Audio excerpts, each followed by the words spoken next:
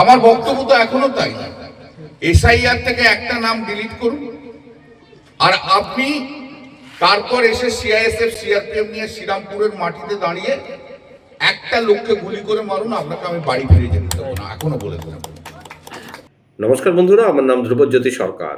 Vote আসতে না আসতেই নেতাদের শুরু হয়ে গিয়েছে কুকথার ঝর্ণা, আক্রমণ পাল্টা আক্রমণ।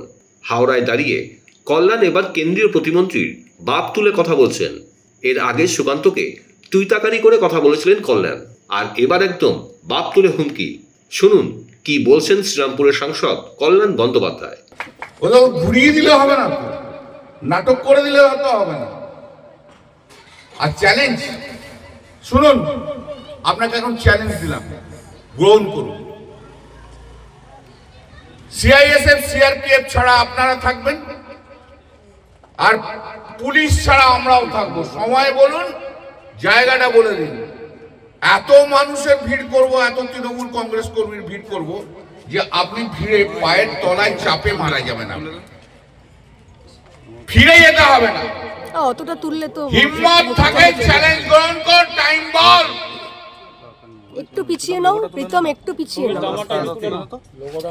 কাল থেকে কালী পুজোতে ব্যস্ত থাকবো, 24 তারিখ পর্যন্ত বাদ দিয়ে তারপর বলুন কোন দিন আপনার হিম্মত হবে সিআইএসএফ সিআরপিএফ ছাড়া আসবেন এখানে, আর আমরাও থাকবো, কোনো পুলিশ থাকবে না।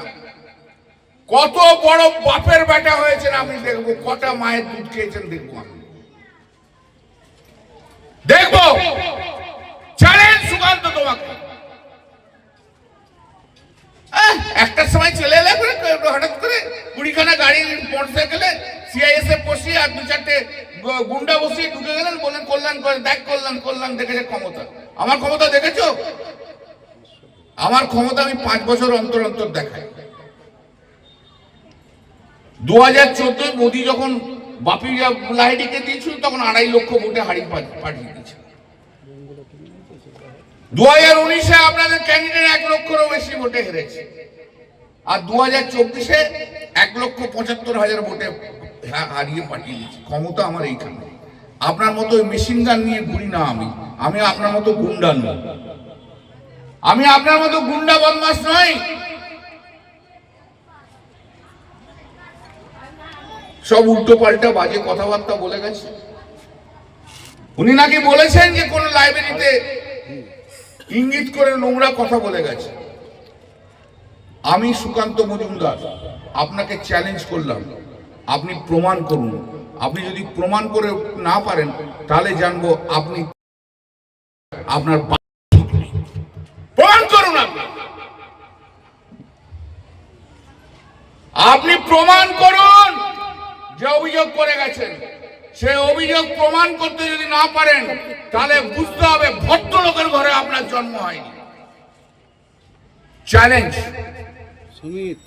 চ্যালেঞ্জ রইল।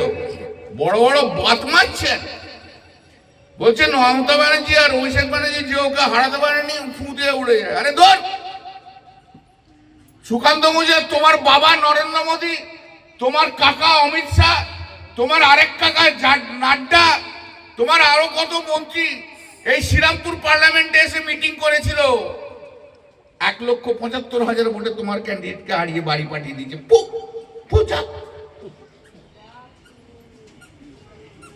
আর শ্রীরামপুরে পদ্মফুল ফুটবে, ও নিজেই ফুল হয়ে উপরে উঠে চলে যাবে।